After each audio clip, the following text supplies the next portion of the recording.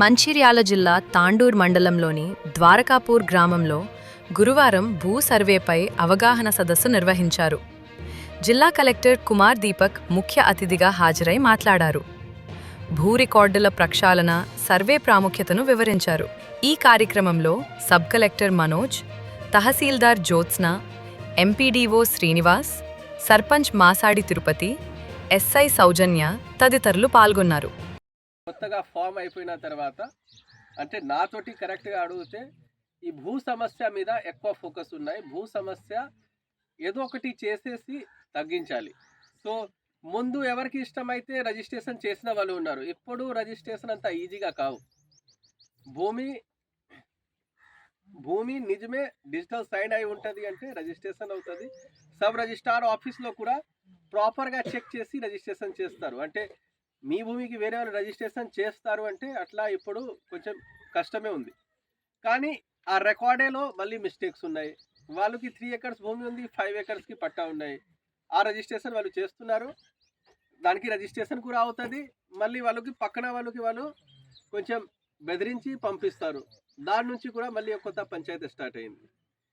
So రాష్ట్ర ప్రభుత్వం ఏం డిసిజన్ తీసుకున్నారు అంటే ఇంకా ఒకటి ఈ ఏరియాలో ఇంకా కొన్ని విలేజ్కి ప్రాబ్లం ఉంది. సపోజ్ వాళ్ళకి 20 సర్వే నెంబర్ ఉంటుంది అంటే వాళ్ళు 27లో మోకా మీద ఉన్నారు.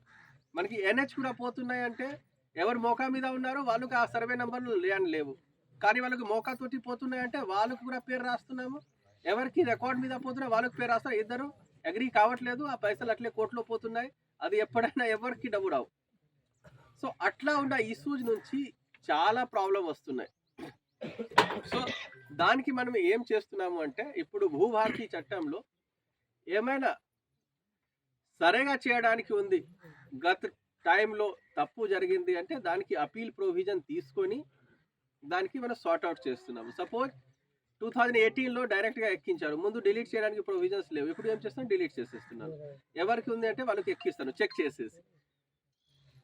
ఇంకా కొంతమందికి ఎట్లా అవుతుంది అంటే వాళ్ళకి ఆ టైంకి కొంచెం పేపర్ డిస్ప్యూట్స్ లాగా ఉంటుంది, తర్వాత కూడా పట్టా వచ్చేసింది అంటే అట్లా ఉన్న వాళ్ళకి క్యాన్సిల్ చేయడం జరుగుతున్నాయి.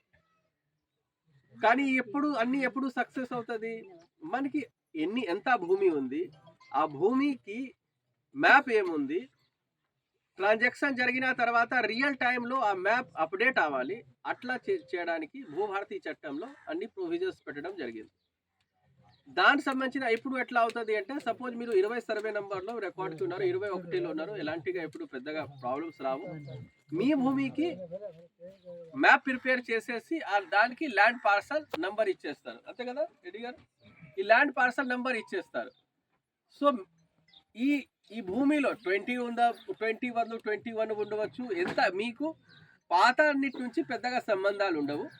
మీ ఇప్పుడు ఉన్న భూమికి భూస్వామి ఎవరు ఉన్నారో దానికి మనం ఒక మ్యాప్ ప్రిపేర్ చేసేసి రికార్డులో ఎక్కిస్తాము. సపోజ్ ఇది తప్పుగా జరిగింది, అట్లా కూడా జరగవచ్చు. అండ్ ఇది అయిపోయిన తర్వాత మేజర్గా స్టార్ట్ అవుతుంది. ఇది తప్పుగా జరిగింది అంటే మ్యాప్ అట్లే ఉంటుంది, ఈ ఎవరు భూస్వామి ఉండాల్సింది దాని గురించి మాత్రమే ఆర్డర్ వస్తుంది. సో దానికి చెక్ చేయడానికి ఏం పెద్దగా డిఫరెన్స్ లేవు. కానీ ఆ సర్వే నెంబర్ వాళ్ళు ఈ సర్వే నెంబర్కి వచ్చేసి మాకు ఇబ్బంది పెడుతున్నట్లా లేవు. ఎవరైనా క్లెయిమ్ చేస్తే ఆ మ్యాప్ మీద మాత్రమే క్లెయిమ్ చేయాలి. దానికి సంబంధించిన వాళ్ళు రైట్స్ చూపించాలి. రైట్స్ ఎవరికి కరెక్ట్గా ఉందా లేవా అంటే అది దాని గురించి కేసు అవుతుంది. కానీ అట్లా అది ఆ సర్వే నెంబర్లో చూపించి ఈ సర్వే నెంబర్కి వచ్చేసి బెదిరిస్తున్నారు, పంపిస్తున్నారు, అట్లా కుదరదు.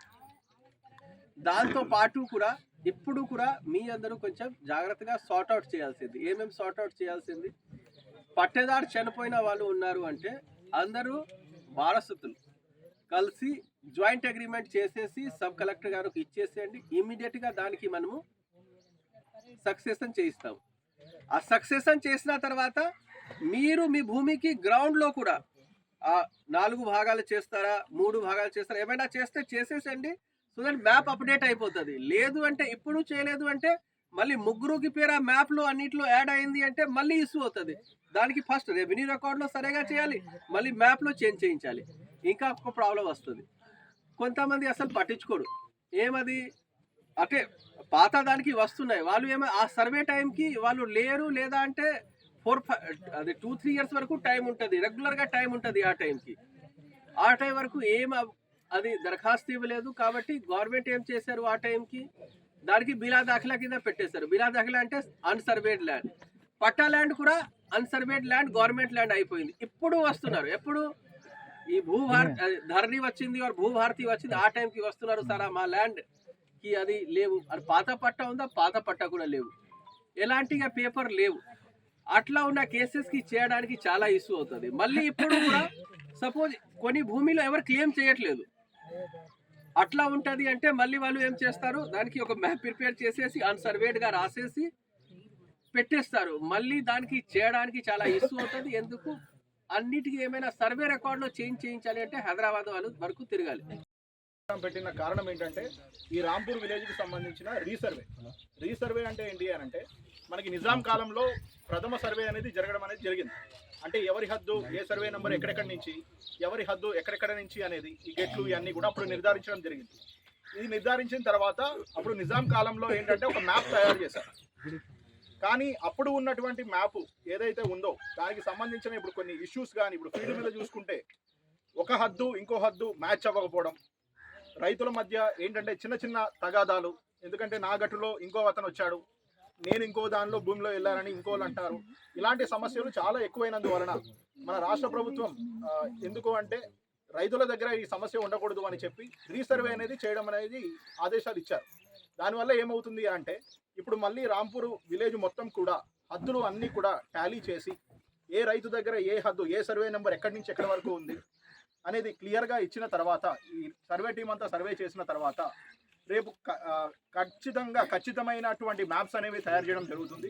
రేపు ఆ మ్యాప్ ఉంటే మీరు రిజిస్ట్రేషన్ డిపార్ట్మెంట్ దగ్గర అంటే ఇప్పుడు తహసీల్దార్ ఆఫీస్ దగ్గరికి వెళ్ళి భూమికి సంబంధించిన రిజిస్ట్రేషన్ చేసేటప్పుడు కూడా ఆ సర్వే నెంబర్కి సంబంధించిన మ్యాప్ ఉంటేనే రిజిస్ట్రేషన్ అనేది చేస్తాం. దానివల్ల ఏమవుతుంది అంటే కొంతమందికి పాస్బుక్లో 5 ఎకరాలను ఉంటుంది, కానీ వాస్తవానికి భూమి ఉండేది 3 ఎకరాలు. దానివల్ల ఏమవుతుంది, ఇంకొకళ్ళకి భూమి తక్కువ అవుతుంది. ఎందుకంటే నా దగ్గర 3 ఎకరాలే ఉంది, కానీ నాకు పట్టా పాస్బుక్ 5 ఎకరాలకు వచ్చింది, నాకు 2 ఎకరాలు ఎక్కువ వచ్చింది. దానివల్ల ఇంకొకరికి 2 ఎకరాలు తక్కువ అవుతుంది ఎవరికొకరికి. ఇట్లాంటి సమస్యలు ఏమీ ఉండకూడదని చెప్పి రాష్ట్ర ప్రభుత్వం ఈ రీసర్వే అనేది చేపట్టడం జరిగింది. సర్వే బృందాలు కూడా మీ రాంపూర్ విలేజ్కి సంబంధించిన సర్వే చేయడానికి వస్తారు. వాళ్ళందరికీ కూడా మీరు మీ పిల్లలలాగా వాళ్ళకి సపోర్ట్ చేసి వాళ్ళకి ఏమన్నా సాయం కావాలన్నా చేయండి. And at the same time అక్కడ సర్వే చేసినప్పుడు ఏమన్నా చిన్న చిన్న తగాదాలు ఉన్నా కూడా అవి ఏంటంటే తహసీల్దార్ గారి కార్యాలయం కానీ లేకపోతే నా కార్యాలయం సబ్ కలెక్టర్ కార్యాలయం కానీ కూడా వచ్చి మీరు విన్నవించుకుంటే అవి కూడా సార్ట్అవుట్ చేస్తాము. సో ఈ సర్వే ప్రాసెస్ అంతా కూడా మన గౌరవనీయ కలెక్టర్ గారి ఆధ్వర్యంలో అంతా సక్సెస్ఫుల్గా జరిగి ఏమైనా సమస్యలు ఉన్నా కూడా అంతా త్వరగా పరిష్కారం అవ్వాలని